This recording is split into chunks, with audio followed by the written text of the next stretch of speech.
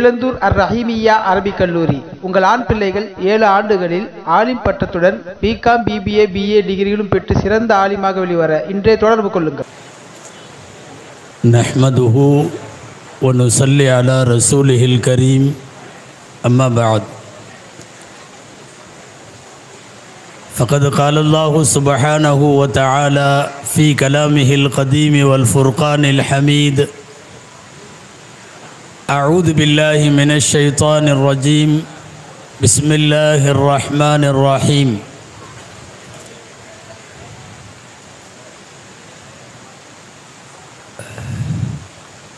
اقرأ باسم ربك الذي خلق. صدق الله العظيم. وقال رسول الله صلى الله عليه وسلم: أحب البلاد إلى الله مساجدها. صدق رسول الله صلى الله عليه وسلم. அளவற்ற அருளாளனும் நிகரற்ற அன்புடையோனுமாகிய எல்லாம் வல்ல அல்லாஹுவின் பெயரால் துவங்குகிறேன். அருமைநாயகம் முஹம்மதுர் ரசூலுல்லாஹ் ஸல்லல்லாஹு அலைஹி வஸல்லம் அவர்களின் மீதும்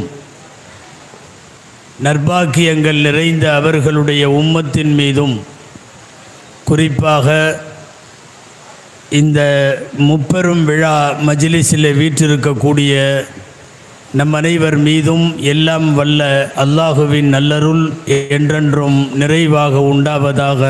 ஆமீன். கண்ணியத்திற்குரிய விழாவினுடைய தலைவர், மேடையில் தங்கள் வருகையின் மூலமாக சிறப்பு சேர்த்திருக்கிற சங்கைக்குரிய உலமா பெருமக்கள், மரியாதைக்குரிய இந்த மதரசாவினுடைய நிர்வாக பெருமக்கள், எனக்கு முன்னாலே உரையாற்றி முடித்திருக்கக்கூடிய அன்பிற்குரிய சொல்முரசு ஹசரத் உள்ளிட்ட பல்வேறு உலமா பெருமக்கள், மஸ்ஜித் சேவை குழுவினுடைய மாண்பார்ந்த அங்கத்தினர்கள், இமாம்கள் பேரவையின் சீரிய மார்க்க அறிஞர்கள், வருகை தந்திருக்கக்கூடிய பெரியோர்கள், தாய்மார்கள், சகோதரர்கள், உங்கள் அனைவருக்கும் என் ஆரம்பமான அஸ்ஸலாமு அலைக்கும் வரஹ்மத்துல்லாஹி வபரகாத்துஹ். அல்லாஹுவின் பேரருளால் முப்பெரும் விழா நிறைவு கட்டத்தை அடைந்திருக்கிற நிலையில் நீண்ட நேரம் இல்லாமல் சுருக்கமாய் சில வார்த்தைகளை மாத்திரம் சொல்லி தொழுகைக்கும் உணவுக்கும் வழிவிட ஆசைப்படுகிறேன். அல்லாஹு ஜல்ல ஷானஹு தஆலா பயன் தரும் விஷயங்களை பேச, கேட்க, அது குறித்து சிந்திக்க, அதன்படி அமல் செய்ய அல்லாஹ் அருள் புரிவானாக. ஒரு மதரசாவிற்காக வேண்டி முயற்சி எடுக்கப்பட்டு அது மிகச்சிறந்த கட்டிடமாக உங்களுக்கு முன்னால் சமுதாயத்திற்காக அர்ப்பணிக்கப்படுகிற ஒரு நல்ல வேலையை ஜாமியா மஸ்ஜித் இளம்பிள்ளை உடைய நிர்வாக பெருமக்களும், குறிப்பாக இந்த ஊரினுடைய தனவந்தர்கள், இளைஞர்கள் எல்லாம் சேர்ந்து ஒரு கூட்டு முயற்சியில் ஒரு மிகச்சிறந்த அர்ப்பணிப்பை இன்றைக்கு செய்திருக்கிறார்கள். அல்லாஹ் இந்த கட்டிடத்தை கபூல் செய்வானாக. கியாமத்து நாள் வரையிலும் அல்லாஹ் இதை தொடர்ந்து நடைபெறச் செய்வானாக. குழந்தைகளுக்கு மார்க்க கல்வியை தருவதோடு வருங்காலத்தில் எல்லா இபாதத்துகளும் இங்கே நடைபெறுவதற்கு அல்லாஹ் வழிவகை செய்வானாக. எல்லாவிதமான சூழ்நிலைகளிலே இருந்தும் அல்லாஹ் இப்பள்ளியை சாதகமாக்கி தருவானாக என்கிற நல்ல துஆவோடு தொடங்குகிறேன். அன்பானவர்களே, அல்லாஹ்விற்கு உலகத்தில் மிக பிரியமான இடம் மஸ்ஜிதுகள்.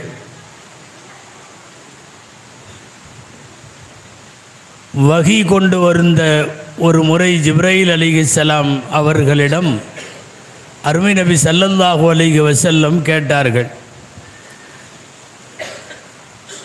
ஜிப்ரைல் அவர்களே, உலகத்தில் அல்லாஹுவுக்கு பிடித்தமான இடம் எது? தெரியாது என்று சொன்னார்கள் ஜிப்ரைல் அலைஹிஸ்ஸலாம். இந்த ஹதீஸ் முஸ்னத் அஹ்மதிலே இப்படி பதிவாகி இருக்கிறது. தெரியாது என்று சொன்னவர்கள் மீண்டும் போய்விட்டு சில நாள் கழித்து அடுத்த வகி கொண்டு வருகிற போது நாயகம் ஸல்லல்லாஹு அலைஹி வஸல்லம் கேட்கவில்லை, ஜிப்ரீலாக சொன்னார்கள், நான் போன முறை நீங்கள் என்னிடத்தில் உலகத்தில் மிகச்சிறந்த இடம் எது என்று கேட்டீர்கள் அல்லவா என்று சொல்லிவிட்டு ஜிப்ரீல் அலைஹிஸ்ஸலாம் அல்லாஹ் பதில் தந்ததாய் சொன்னார்கள். அஹப்புல் பிலாதி இலல்லாஹி மசாஜிதுஹா வ அப்கதுஹா அஸ்வாகுஹா என்கிற ஹதீஸ் முஸ்னத் அஹ்மதிலே பதிவாகி இருக்கிறது. உலகத்தில் அல்லாஹுவுக்கு பிடித்தமான இடம் மஸ்ஜிதுகள்,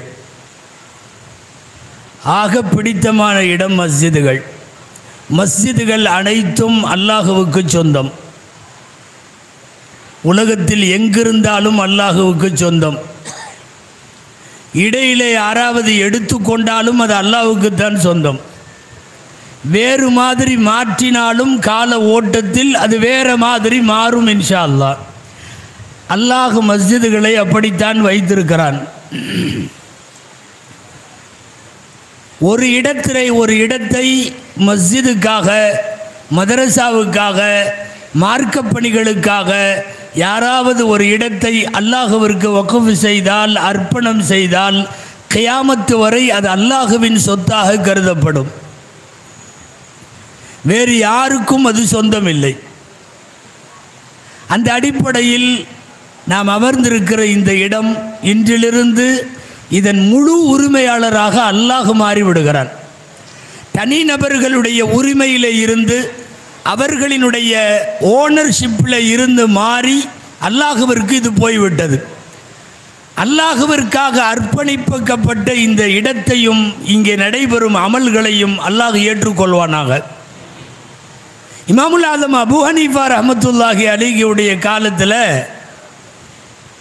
ஒரு அரசர் ஒருத்தர் மனைவியை தலாக்கு விட்டார். அந்த காலத்தில் எல்லாம் டிசைனாக தலாக்கு விடுவானுவோம். சூரியன் வந்தால் தலாக்கு, சந்திரன் வந்தால் தலாக்கு, வெயில் அடித்தா தலாக்கு, மழை வந்தால் தலாக்கு, இப்படியெல்லாம் எப்படி எல்லாமோ தலாக்கு விடுவானுங்க. அது அரசன் ஒருத்தன் நடுராத்திரி மனைவியை எழுப்பி காலையில் விடிகிறதுக்குள்ளே என் ஆட்சிக்கு உட்பட்ட எல்லையில் நீ இருந்தால் தலாக்குன்ட்டான். பொதுவாகவே பகலில் சண்டை வந்தாலும் நைட்டு சேர்ந்துக்குவாங்க. அவன் என்னமோ தெரில, ராத்திரியில் சண்டை போட்டிருக்கான். காலையில் ஃபஜ்ருக்குள்ளே இவர் ஆட்சிக்கு உட்பட்ட ஊர்லேருந்து வெளியே போகணும். அந்த அம்மா அழுது ஆர்ப்பரித்து ஏதாவது பக்கத்து ஊராக இருந்தால் கூட ஓடி போயிடலாம். ஒரு நாட்டை விட்டே ஃபஜ்ருக்குள்ளே வெளியே போகணும், இல்லைன்னா தலாக் ஆயிரும்னா என்ன பண்ணுறது? பக்கத்து வீட்டில் எல்லாம் போய் எழுப்பி அழுதா. யாரோ சொல்லியிருக்காங்க, மிகப்பெரிய சட்ட மேதை இமாமுல் ஆலம் அபூ ஹனீஃபா ரஹ்மத்துல்லாஹி அலைஹி இந்த ஊரில் தான் இருக்காங்க, கூஃபாவில். நீ போய் கதவை தட்டு, அவங்கள்ட்ட மசாயில் கேளுன்னு. அந்த அம்மா போய் நடுஜாமத்தில் கதவை தட்டுது. இமாமுல் ஆலம் அபூ ஹனீஃபா ரஹ்மத்துல்லாஹி அலைஹி வீட்டு கதவை. சமயத்தில் மசாயில் கேட்குறதுக்கு அஜத்துமார்களை நடுராத்திரியில் தட்டுவாங்க, அது சகஜம். அப்போ வந்து தட்டினாங்க. இமாமுல் ஆலம் அபூ ஹனீஃபா ரஹ்மத்துல்லாஹி அலைஹி என்ன விஷயம்னு கேட்டாங்க. இந்த மாதிரி சொல்லிட்டாரு, நான் ஃபஜ்ருக்குள்ளே எப்படி நாட்டை விட்டே போவேன், ஊரை விட்டுன்னு சொல்லியிருந்தா கூட பரவாயில்ல,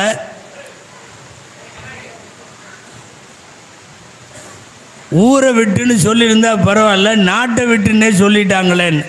அபூ ஹனீஃபா ரஹ்மத்துல்லாஹி அலைஹி சொன்னாங்க, உன் வீட்டுக்கு பக்கத்தில் பள்ளிவாசல் இருக்கான்னா. ஆமாம், அங்கே போய் உள்ளே உக்காந்துக்கோ, தலாக் ஆகாதுன்ட்டாங்க. அந்த அம்மா நேராக வந்து ஃபஜ்ரு வரைக்கும் வெளியே வரல, பள்ளிவாசலுக்குள்ளே போய் உக்காந்துக்குச்சு. இமாமுல் ஆலம் அபூ ஹனீஃபா ரஹ்மத்துல்லாஹி அலைஹி சொன்னாங்க, நாடே அவனுக்கு சொந்தம், ஆனால் மஸ்ஜித் அல்லாஹ்வுக்கு சொந்தம். அந்த பள்ளிக்கு வெளியில் உள்ள இடமெல்லாம் கூட அரசருக்கு சொந்தம். அந்த அவுட்ரு பவுண்டரி எல்லாமே அரசனுக்கு சொந்தம்.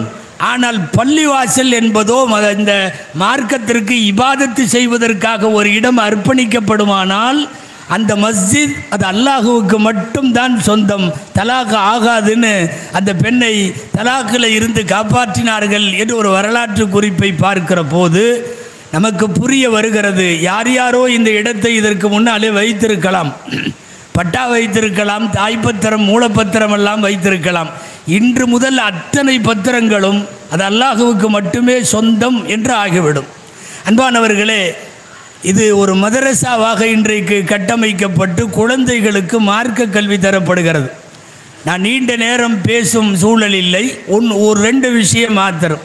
இந்தியாவினுடைய மிகப்பெரிய மார்க்க அறிஞர் அல்லாமா அபுல் ஹசன் அலி நத்வி ரஹமத்துல்லா அலி அவர்கள் சமீபத்தில் காலம் சென்றவர்கள், நமது ஹயாத்திலே நூற்றாண்டிலே வாழ்ந்தவர்கள்.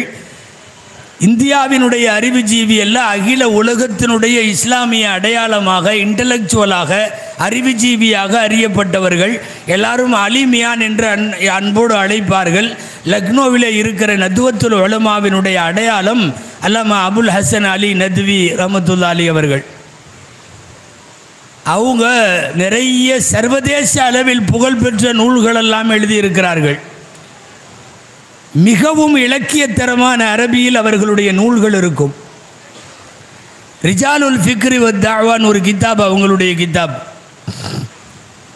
லேசா அவங்கள பற்றி சொல்லணும்னா, அரபு நாட்டில் உள்ள அரபிகளுக்கு பாட புத்தகம் இவங்க இங்கிருந்து எழுதி கொடுத்தாங்க.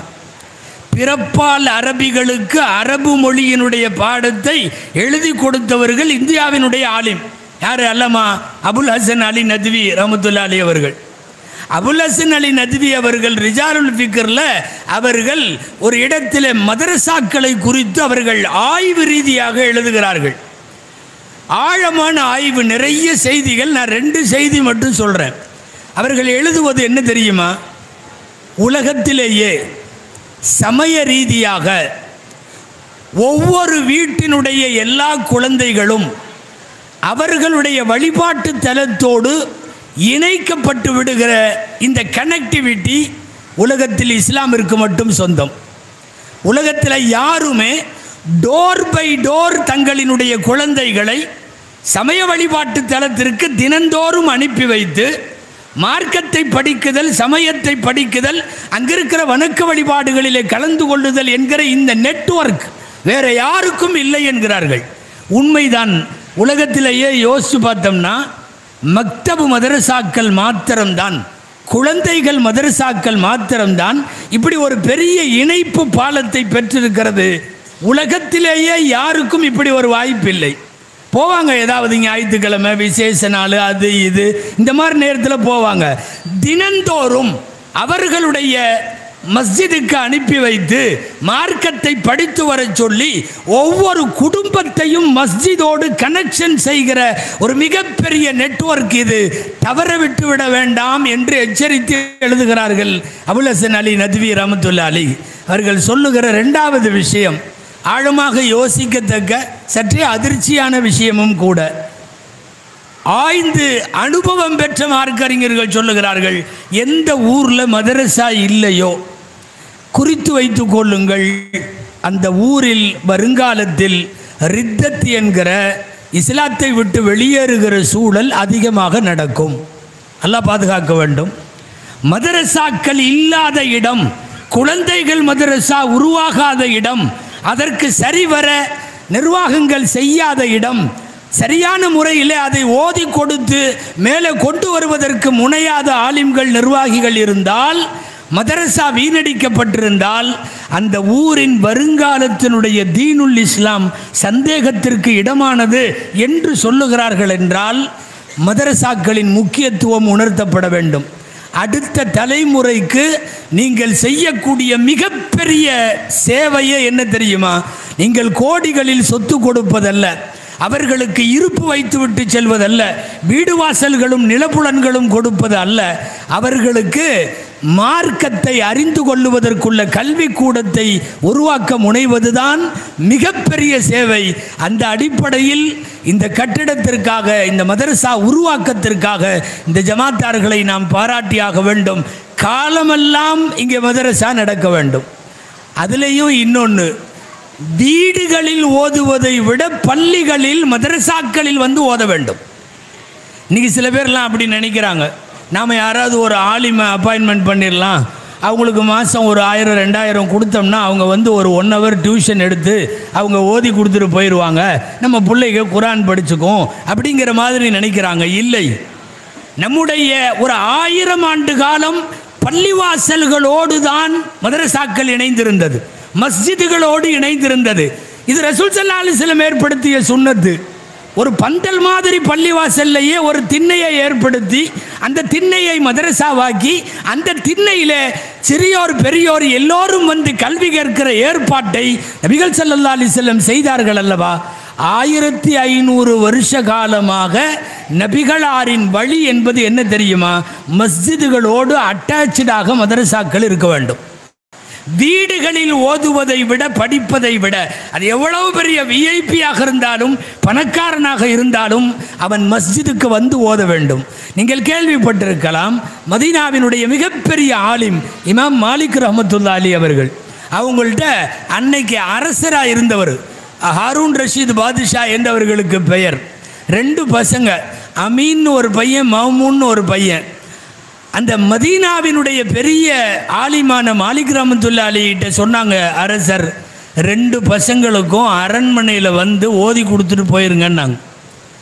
பெரிய இமாம் மாலிக் ரஹ்மத்துல்லாஹி அலைஹி அவர் மஸ்ஜிதுன் நபவியில் உலமாக்களுக்கு வகுப்பெடுக்கிறார். மஸ்ஜிதுன் நபவியில் பல்வேறு தேசங்களைச் சேர்ந்தவர்களுக்கு ஹதீஸ் பாடம் எடுக்கிறார். அப்படிப்பட்ட பெரிய மேதையை அரசர் என்கிற கோணத்தில் அந்த அந்த பந்தாவில் நீங்கள் வீட்டில் வந்து ஓதி கொடுத்துருங்க அப்படின்னு சொன்னாங்க. இமாம் மாலிக் ரஹ்மத்துல்லாஹி அலைஹி சொன்னாங்க, நீங்கள் மார்க்க சட்டத்தை சொன்னால் கேட்டுக்கொள்ளக்கூடிய நபர் அப்படின்னு சொன்னாங்க. உண்மையாகவே ஹாரூன் ரஷீத் ரொம்ப அடாவடித்தனமான மன்னர் அல்ல, சொல் பேச்சு கேட்காதவர்களை தண்ணியில்லா காட்டுக்கு அனுப்புகிற அந்த அரசர் அல்ல. உலமாக்கள் சொன்னால் கேட்டுக்கொள்ளக்கூடிய நபர். ஹலீஃபத்துர் ராஷித் என்று சொல்லி நேர்வழி பெற்ற ஹலீஃபாக்களின் பட்டியலில் இஸ்லாமிய வரலாற்றில் அந்த அப்பாசிய ஹலீஃபாவான அவர்களின் பெயரும் உண்டு. அப்படிப்பட்டவர் இமாம் மாலிக் ரஹ்மத்துல்லாஹி அலைஹி சொல்லுங்கன்னாங்க. இப்போ இவங்க சொன்னாங்க, உங்கள் பரம்பரை யார் தெரியுமா? ஹாரூன் ரஷீத் பாதுஷாவுடைய தகப்பனார்ன்ட்டு போனால் ரசூலுல்லாவுடைய தாத்தா அப்துல் முத்தலிபிட்ட போய் முடியும். சொல்லப்போனால் பெருமானார் ஸல்லல்லாஹு அலைஹி வஸல்லத்தினுடைய தாத்தா, அந்த குடும்பத்தினுடைய வழிவந்த வாரிசுகள் தான் நீங்கள் எல்லாம். வஹரஜ மின் பைத்திக்கும் அல் வரஉ லிஹாதிஹி துன்யா, இந்த உலகத்திற்கு பேணுதல் என்பதே உங்கள் வீட்டில் இருந்து தான் கிடைச்சது. உங்கள் வீட்டில் இருந்து தான் இந்த உலகத்திற்கே பேணுதல் கிடைத்தது. நீங்கள் வந்து என்னை அரண்மனை கூப்பிடலாமா? கல்வி இருக்கிற இடம் தேடி குழந்தைகள் செல்ல வேண்டும். கற்பிக்கிற ஆசிரியர் உங்கள் இடத்துக்கு வருவது நல்லதல்லன்னாங்க. அப்படியே ஏற்றுக்கொண்டு மறுநாள் காலையில் எல்லா குழந்தைக மாதிரியே மன்னருடைய குழந்தைகளும் கையில் முஸ்ஹப் என்கிற திருக்குர்ஆனை எடுத்துக்கொண்டு மஸ்ஜிது நபவிக்கு வந்து மாலிக் இமாம் இடத்தில் படித்ததாக நாம் வரலாறுகளை பார்க்கிறோம். அன்பானவர்களே, மஸ்ஜிதுகளோடு மதரசாக்கள் இணைக்கப்படுவது மட்டுமல்ல, மஹல்லாவின் எல்லா குழந்தையும் மதரசாவிற்கு வருகிற போது இங்கே நமக்கே தெரியாமல் ஒரு கம்யூனிட்டியினுடைய கனெக்ஷன், அந்த கனெக்டிவிட்டி உண்டாகிறதல்லவா? அதுதான் 1000 ஆண்டு காலமாக நாம் நடத்தக்கூடிய மதரசாக்களுடைய பாரம்பரியம். கரெக்டாக கொண்டு வந்து குழந்தையில் மதரசாவில் விட்டுட்டிங்கன்னா போதும். இன்றைக்கி 10th படிக்கிறான், +2 படிக்கிறான், மார்க்க சட்டம் தெரியல, குரான் ஓத தெரியல, காலேஜ் படிக்கிற பொண்ணு குரான் ஓத தெரியல, இப்படிங்கிற இழிவான சூழல் ஏற்படாது. அரபுகள்கிட்ட ஒரு பழக்கம் இருக்குது, இன்றைக்கும் கூட மதீனாவில் ஒரு பழக்கம் இருக்குது. என்னென்னா, குழந்தைக்கு இந்த மக்தபு குழந்தைங்க மதரசா ஸ்டார்ட் பண்ணுறது 4 வருஷம் 4 மாதம் 4 நாள் பூர்த்தியான ஒன்று. அந்த அன்னைக்கு அது ஒரு விசேஷம் மாதிரி. அந்த அன்னைக்கு குழந்தைய ரெடி பண்ணி புது ட்ரெஸ் எல்லாம் போட்டுவிட்டு கொண்டு வந்து மக்தபில் விட்டுருவாங்க. 4 வருஷம் 4 மாதம் 4 நாள். மதீனாவினுடைய ஓரப்பகுதிகளில் அவாலியுல் மதீனாவில் எல்லா வீட்லேயும் இன்றைக்கும் இருக்குது. சென்னையில் இருக்குது, ராயப்பேட்டை ட்ரிப்ளிகேன் பகுதிகளில் சென்னையில் நாங்கள்லாம் துவாவுக்கு போயிருக்கிறோம். அந்த குழந்தைக்கு அன்னைக்கு புது ட்ரெஸ் போட்டு அதை மடியில் உட்கார வச்சு தட்டில் ஒரு சர்க்கரை வச்சு அந்த குழந்தையோட கையை பிடிச்சி அந்த சர்க்கரையிலையோ அல்லது அரிசியிலையோ அலிஃப்னு எழுதுவாங்க, பான்னு எழுதுவாங்க. யாராவது அங்கே இருக்கிற பெரிய உலமாக்களை கூப்பிட்டு அவங்க மடியில் உட்கார வச்சு குழந்தைய அந்த சர்க்கரை தட்டில் பிஸ்மில்லான்னு போட்டு அலிஃப்னு எழுதி கொடுப்போம். நாங்கள்லாம் போயிருக்கோம். இன்றைக்கு வரைக்கும் சென்னையில் சில இடங்களில் இருக்குது. கரெக்டாக 4 வருஷம் 4 மாதம் 4 நாள் குழந்தை அப்போ மதரசாவுக்கு வந்துச்சுன்னா 8-9 வயசில் டோட்டலாக மார்க்க கல்வி ஃபினிஷ் பண்ணிவிட்டு வெளியே போயிடும். குரான் ஓத தெரியலைங்கிற கேவலமெல்லாம் வராது. இன்றைக்கி எவ்வளோ வயசானதற்கு பிறகும் கூட குரான் ஓத தெரியலைங்கிறமல்ல. அல் ஃபாத்திஹான்னு ஒரு சத்தம் போட்டால் சில தலை குனிதா இல்லையா, ஜமாலிக்கிறதுக்காக. தேவையே இல்லை. 4 வருஷத்தில் ஒரு குழந்தை மதரசாவிற்கு இணைக்கப்படுமானால் அதிகபட்சமாக 4 வருஷம் அடுத்து வைங்களேன், 8 வயசில் சரளமாக குரான் ஓதும். சொல்லப்போனால் அவங்க அம்மா அத்தாவை விட இது நல்லா ஓதும். இப்படிப்பட்ட மதரசாக்களை உருவாக்குவதும் அதை சீர்படுத்துவதும் மதரசாக்களின் வழியாக தேவையான மார்க்க செய்திகளை எல்லாம் கற்றுத்தருவதும், அதுவும் இன்றைக்கு தீனுல் இஸ்லாமை கூட பல்வேறு அற்ப காரணங்களுக்காக விட்டு வெளியேறுகிறவர்களினுடைய விகிதாச்சாரம் அதிகமாகி கொண்டு வரக்கூடிய சூழலில் மதரசா ரொம்ப முக்கியமானது. நான் மிகைப்படுத்தி சொல்லுவதாக நினைக்க வேண்டாம்.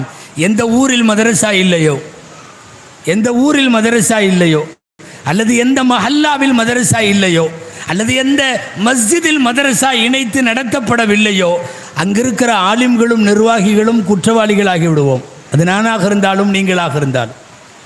அவர்கள் நிர்வாகத்திற்கு அவர்கள் தார்மீக தகுதியை இழந்து விடுகிறார்கள்.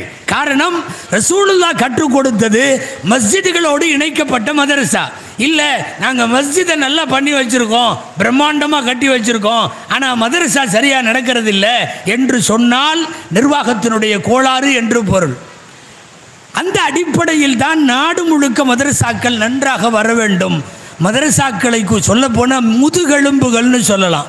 நீங்கள் அரபிக் கல்லூரிகள் நடத்துவதை விட, பெரிய பெரிய பல்கலைக்கழகங்கள் நடத்துவதை விட, பெரிய பெரிய மதரசாக்களை நடத்துவதை விட இந்த குழந்தைகள் மதரசா இருக்கிறது அல்லவா, அதுதான் இந்த சமுதாயத்தினுடைய முதுகெலும்பு. இல்முத்தீனை உலகம் முழுவதும் வளர்த்து கொடுத்த பெருமை அந்த குர்ஆன் மதரசாக்களுக்குத்தான் சேரும். அந்த மதரசாவிற்காக ஒரு தனி கட்டிடம் அமைத்து அது அல்லாஹ்விடத்தில் மஸ்ஜிதாகவும் ஆக்கப்படுவதற்கு பிரார்த்திக்கிற இந்த நேரத்தில் புரிந்து கொள்ள வேண்டும். எந்த மஸ்ஜிதாக இருந்தாலும், ஒரே ஒரு செய்தியோடு நான் நிறைவுக்கு வருகிறேன். எந்த மஸ்ஜிதாக இருந்தாலும் அந்த மஸ்ஜிதுக்கு அழகு அதனுடைய கட்டடம் அல்ல, அதனுடைய டைல்ஸு மார்பிள்ஸ் எல்லாம் இல்லை, அதனுடைய விளக்குகள் அலங்கார வெளிச்சங்கள் எல்லாம் இல்லை, அதனுடைய கட்டட அமைப்பு கூட மினாரா கூட இல்லை. எத்தனை சஃப்புகள் நிற்கிறார்கள் என்பதை பொறுத்துத்தான் ஒரு மஸ்ஜித் என்பது அழகு பெறும். சஃப்புகளால் அலங்கரிக்க வேண்டும். அலங்காரமாக இருக்கிற, நிறைவாக இருக்கிற சஃப்புகளில் தான் அந்த மஸ்ஜிதை அல்லாஹ்வும் ரசூலும் மகிழ்ச்சி அடைவார்கள். உங்களுக்கு தெரியும், எபெருமானார் ஸல்லல்லாஹு அலைஹி வஸல்லமுடைய வஃபாத்திற்கு முதல் நாள் இஷா தொழுகை அவர்கள் தொழ வைக்கவில்லை. ரபியுல் அவ்வல் பிறை 11 அபூபக்கர் ரலியல்லாஹு அன்ஹு தொழ வைத்தார்கள். உடல்நலம் சரியில்லாமல் இருக்கிற போது சற்றே தடுமாறி கொஞ்சம் எந்திரிச்சு தம் பிடிச்சி வந்து வெளியிலே பள்ளிவாசலிலே சஃப்பாக நின்று தொழுது கொண்டிருக்கிறார்கள். ஸல்லல்லாஹு அலைஹி வஸல்லம் ஸ்கிரீனை விளக்கி பார்க்கிறார்கள். சஹீஹ் முஸ்லிமில் இந்த ஹதீஸ் வருகிறது. ஃபதபஸ்ஸமன் நபியு ஸல்லல்லாஹு அலைஹி வஸல்லம் இலா சுஃபூஃபில் முஸ்லிமீன். முஸ்லிம்கள் சஃப்பாக நின்று தொழக்கூடிய அந்த அணிவரிசையை பார்த்து கடைசியாக நாயகம் ஸல்லல்லாஹு அலைஹி வஸல்லம் சிரித்தார்கள். கொஞ்ச நேரம் அந்த சஃப்பை பார்த்துட்டு திரும்ப ஸ்க்ரீனை மூடிட்டு உள்ளே போயிட்டாங்க. அதற்கு பிறகு மறுநாள் காலை முற்பகல் லொஹுருக்கு முன்னால் காலை ஃபஜ்ருக்கும் லொஹுருக்கும் இடையில் நபிகளார் வஃபாத்தாகி விட்டார்கள் என்கிற செய்தி நமக்கு தெரியும். சஹீஹ் முஸ்லிமுக்கு விளக்க உரை எழுதக்கூடிய அல்லாமா நவவி ரஹ்மத்துல்லாஹி அலைஹி அவர்கள் நாயகம் ஏன் சிரித்தார்கள் என்று இந்த ஹதீஸிற்கு கீழே இமாம் நவவி ரஹ்மத்துல்லாஹி அலைஹி காரணம் எழுதுகிறார்கள். அப்படி எழுதுகிற போது ஒட்டுமொத்தமாக தான் உருவாக்கிய முஸ்லிம்கள் ஒரு சஃப்பிலே மஸ்ஜிதுகள் நிறைந்து கிடக்கிற இந்த சஃப்பை பார்த்தவுடன் அது ஆனந்தத்தில் வந்த சிரிப்பு. நபிகளாரை கடைசியாய் புன்னகையோடு அனுப்பி வைத்தது எது தெரியுமா? மஸ்ஜிதில் நாம் சஃப்புகள் நிறைவாக நிற்கிற காட்சி.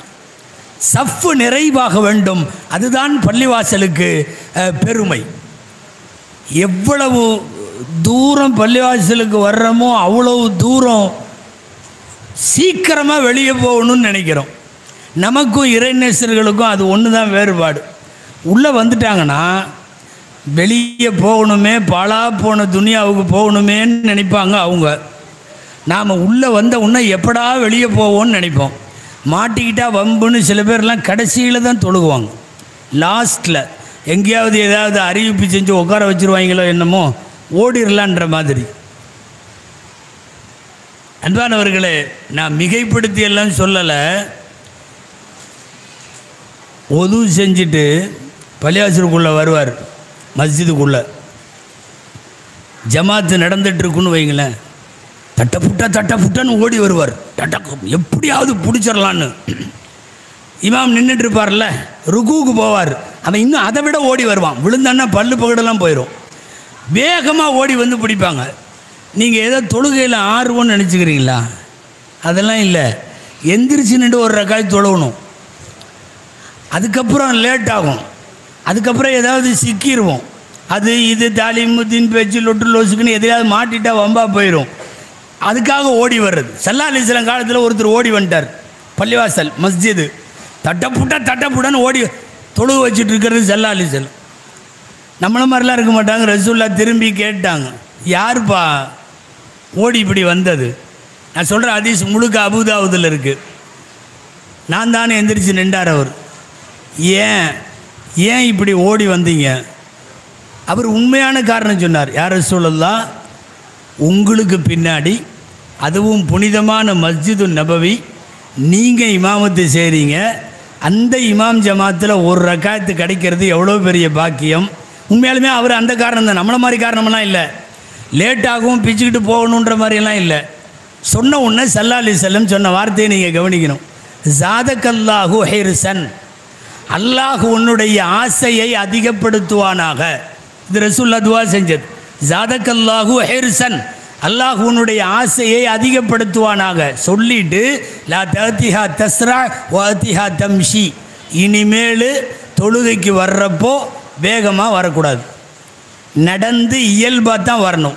இமாம் சலாமே கொடுத்தாலும் பரவாயில்ல, ஃபஜ்ருடைய 2வது ரக்காயத்து அத்தஹியாத்தாக இருந்தாலும் பரவாயில்ல, மஸ்ஜிதுக்குள் நுழைகிற போது ஒது செய்ததற்கு பிறகு வேகமாக வரக்கூடாது, மெதுவாக தான் வரணும். லா தஅதுஹா தஸ்ரஊன வஅதுஹா தம்ஷீன், நீங்கள் விரைந்து வராதீர்கள், தொழுகைக்கு வருகிற போது நடந்தவாறே இயல்பான நடையில் வாருங்கள்னு சொன்னாங்க. இன்றைக்கி நாம் வர்றதெல்லாம் அந்த லிஸ்ட்டில் இல்லை. வெளியேறதுக்காகவும் எந்திரிச்சு நின்று தொழுகணும். நீங்கள் இப்படியெல்லாம் குற்றச்சாட்டு சொல்கிறீங்க எங்கள் மேலே, நாங்கள்லாம் அப்படி இல்லைன்னு நீங்கள் நினைக்கலாம். நான் ஒரு ஆதாரம் சொல்கிறேன். ஒது செஞ்சுட்டு வர்றாருல, இமாமு ருக்குவில் இருப்பார். தட்டன்னு வருவார். டபக்குன்னு இமாமை எந்திரிச்சிட்டாருன்னு வைங்களேன், சமி அல்லாஹு லிமன் ஹமிதான்டார். இப்போ சட்டம் என்ன தெரியுமா? இமாம் எந்த நிலையில் இருந்தாலும் அப்படியே ஜாயிண்ட் ஆகணும். ருக்குவில் இருந்தால் ருக்குவில், சுஜூதில் இருந்தால் சுஜூதில், 2 சுஜூதுக்கு இடையிலையாக இருந்தால் இடையில, அத்தையா எதுலையாக இருந்தாலும் அப்படியே போய் சேரணும். இவர் இமாம் எந்திரிச்சிட்டாருன்னு வைங்களேன், போய் ஜாயிண்ட் ஆக மாட்டார். அப்போ தான் கர்ச்சீப்படுத்தி கைகாலெலாம் துடைப்பார். ஏன் தெரியுமா? இனிமேல் சேர்ந்தால் அந்த ரக்காயத்து கவுண்டிங்கில் வராது. அப்படி தானுங்க.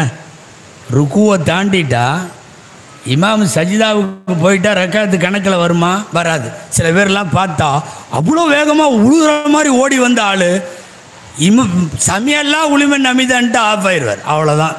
கர்ச்சீப் எடுத்து மூஞ்சி துடைச்சி, சில பேர் ஃபேனுக்கு சென்ட்ரு பாயிண்ட்டு பார்ப்பாங்க, எங்கே நிற்கலாம். சில பேர்லாம் அப்போ தான் நல்லா இருக்கிற வேட்டியை ஓரமாக போய் அவுத்து கட்டுவான்.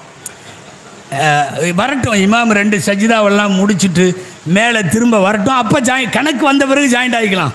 அதாவது எக்ஸ்ட்ரா 2 சஜிதாவுக்கு கூட நாம் தயாராக இல்லை. சுருக்கமாக தான் இப்போ போகிறது எக்ஸ்ட்ரா சஜிதா, அது கணக்கில் வராது. ஏன் கணக்கில் வராது? செய்வானே, நின்று கொஞ்சம் நேரம் நின்று வந்ததுக்கு பிறகு சேர்றமா இல்லையா? அன்பானவர்களே, மஸ்ஜித் எவ்வளவு சீக்கிரம் உள்ளே வரணுமோ வரணும், எவ்வளவு லேட்டாக வெளியே போகணுமோ அவ்வளவு லேட்டாக வெளியே போகணும். மஸ்ஜிதினுடைய மாண்புகளில் இதுவெல்லாம் கவனத்தில் கொள்ளப்பட வேண்டும். குறிப்பாக இந்த மதரசா ஒரு மிகப்பெரிய சேவை. இந்த ஊருக்கு காலத்தால் அழிக்க முடியாத, நின்று நிலைக்கத்தக்க அற்புதமான சேவை. அல்லாஹ் இந்த கட்டிடத்திற்கு உதவியவர்கள், பொருள் கொடுத்தவர்கள், ஒத்துழைத்தவர்கள், களப்பணி ஆற்றியவர்கள், இதற்காக அலைந்து திரிந்தவர்கள் கட்டிட நிதி கேட்டு பல்வேறு ஊர்களுக்கு பயணப்பட்டவர்கள், அல்லாஹ் எல்லோருக்கும் உயர்ந்த கூலியான ஜன்னத்துல் ஃபிர்தௌஸை வழங்குவானாக. இங்கே இருக்கிற நிர்வாகிகளுக்கும் உலமாக்களுக்கும் மிகவும் திறம்பட இந்த மதரசாவை மேலோங்கி நடத்துவதற்கு அல்லாஹ் அருள் புரிவானாக. ஜஸாக்குமுல்லாஹ் வ ஆகிரு தஅவானா அனில் ஹம்துலில்லாஹி ரப்பில் ஆலமீன். அஸ்ஸலாமு அலைக்கும் வரஹ்மத்துல்லாஹி வபரகாத்துஹு.